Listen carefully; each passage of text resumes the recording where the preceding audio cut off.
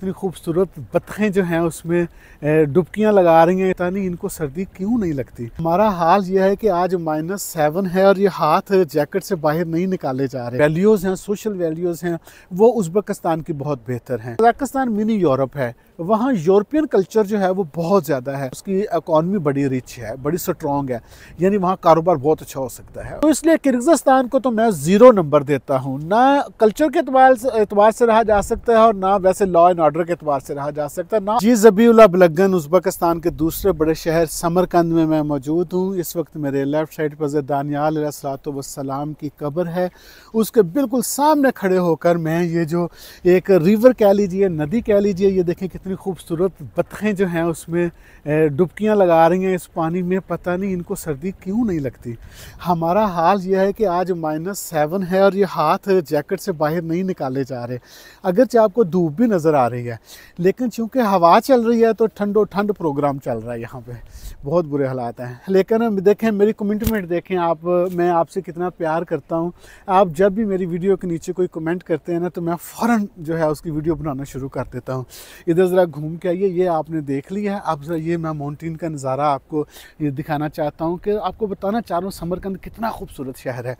अब ज़रा आते हैं इस तरफ के, आपने सवाल क्या किया है जिसका मैं जवाब देने जा रहा हूँ।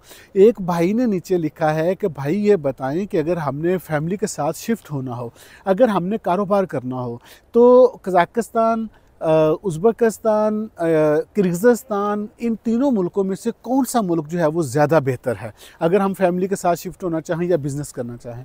तो देखिए मैं आपसे अर्ज़ कर दूं, अगर आप फैमिली के साथ शिफ्ट होना चाहते हैं तो जो इस्लामिक ट्रेडिशंस हैं और जो वैल्यूज़ हैं, सोशल वैल्यूज़ हैं, वो उज़्बेकिस्तान की बहुत बेहतर हैं और लॉ एंड ऑर्डर यहाँ पे बहुत बेहतर है, बड़े अच्छे हालात हैं। यहाँ क्राइम रेट ज़ीरो नहीं कहा जा सकता, लेकिन ना होने के बराबर है। तो मेरी अपनी फैमिली 2 साल यहाँ उज़्बेकिस्तान में रहकर यहाँ से वापस पाकिस्तान गए हैं, तो लिहाजा मैं फैमिली के रहने के लिए तो इसको बेहतर समझता हूँ। लेकिन अगर आप कारोबार के लिए, बिज़नेस के लिए, जॉब के लिए कहेंगे तो फिर मैं इसके नंबर कम हो जाते हैं। यहाँ जॉब और बिज़नेस जो है वो उस लेवल का नहीं है, लेकिन फैमिली के रहने के लिए जगह बहुत अच्छी है, लोग बेहतर हैं, शरीफ लोग हैं और क्राइम रेट नहीं है। और जब कज़ाकिस्तान की बारी आएगी, कज़ाकिस्तान मिनी यूरोप है, वहाँ यूरोपियन कल्चर जो है वो बहुत ज़्यादा है। आप को लगता नहीं है कि आप किसी इस्लामी मुल्क में घूम रहे हैं, आपको ऐसे लगता है जैसे यूरोप में घूम रहे हैं आप। तो वहाँ फैमिली के साथ रहने के लिए मुझे इस तरह से माहौल मैं नहीं समझता कि बेहतर है। हमारे बच्चे वहाँ पर रहेंगे तो ऑफ कोर्स वो भी वही ट्रेडिशंस, वही कल्चर इख्तियार करेंगे जो ख़ुद कज़ाकिस्तान के लोगों का है। अगर मैं ये कहूँ कि कज़ाकिस्तान के लोग जो हैं वो सिर्फ नाम के मुसलमान हैं, तो भी शायद मैं ठीक ही कहूँगा। लेकिन उज़्बेकिस्तान के लोग वाकई हकीकत में जो है इनके अंदर मजहबी अंसर, मजहबी रंग बहुत ज़्यादा है। नमाज़ों का एहतमाम करते हैं, इबादत का ख्याल रखते हैं, जबकि कज़ाकिस्तान में ऐसा नहीं है।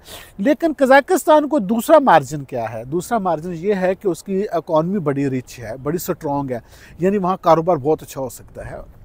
आप जॉब भी करते हैं तो आपको $600-700 की वहाँ पे जॉब मिल जाती है, जो $600-700 का मतलब ये पाकिस्तानी को 2 लाख रुपए बन जाते हैं। तो कज़ाकिस्तान में फ़ाइनेंशियली हालात बहुत अच्छे हैं, जॉब या बिज़नेस करना हो तो बहुत अच्छा है, लेकिन कल्चर के एतबार से अगर रहना हो तो वो पाकिस्तानी कल्चर से मिलान नहीं खाता। अब तीसरा मुल्क आपने पूछा है किर्गिज़स्तान। किर्गिज़स्तान बहुत छोटा मुल्क है, 98% पहाड़ी इलाका है। उसके पूरे मुल्क की आबादी 60 से 65 लाख होगी, यानी कि गुजरांवाला शहर जितना वो पूरा मुल्क है। तो आप मुझे बताएं कि उस मुल्क में जाके आप क्या बिज़नेस कर सकते हैं, क्या कारोबार कर सकते हैं।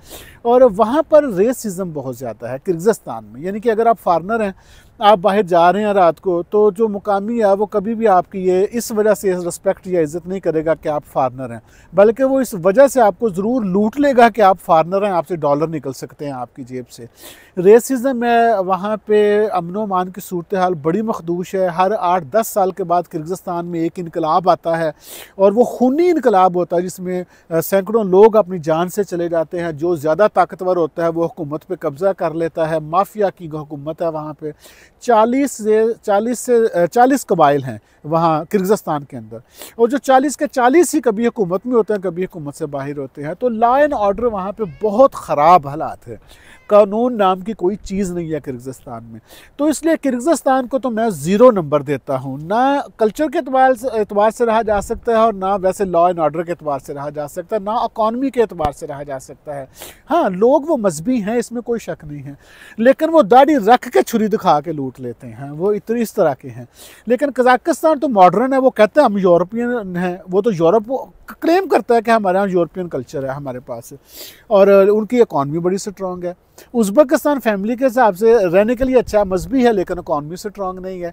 तो अब आप खुद ही फैसला कर लें। और आखिरी बात बता दूं, सुए नसीब का मतलब होता है कि बुरा नसीब ये है पाकिस्तानियों का कि इन तीनों मुल्कों ने पाकिस्तानियों के वीज़े बंद कर रखे हैं। ना उज़्बेकिस्तान पाकिस्तान सिटीज़न को वीज़ा देता है, ना कजाकिस्तान वीज़ा देता है, ना किर्गिज़स्तान वीज़ा देता है, ड्यू टू आर एक्टिविटीज़। हमारी एक्टिविटीज़ इस तरह थी यहाँ पे आकर के पाकिस्तानियों की, कि उन्होंने तीनों मुल्कों ने पाकिस्तानियों के वीज़े बंद कर रखे हैं। लेकिन सलाह मशवरा करने में कोई अर्ज नहीं, आपने मुझसे सलाह मांगी, मशवरा मांगा, मैंने आपको दे दिया। लेकिन ये अगर आप फैसला कर लें कि मुझे अब उज़्बेकिस्तान आना है या कजाकिस्तान आना है, तो ये मुल्क फ़िलहाल पाकिस्तानियों को वीज़ाज़ नहीं दे रहे। जैसे ही वीज़ाज़ ओपन होंगे इंशाल्लाह मैं इन्हीं वीडियोज़ में आपको बता दूंगा। आपका बहुत शुक्रिया।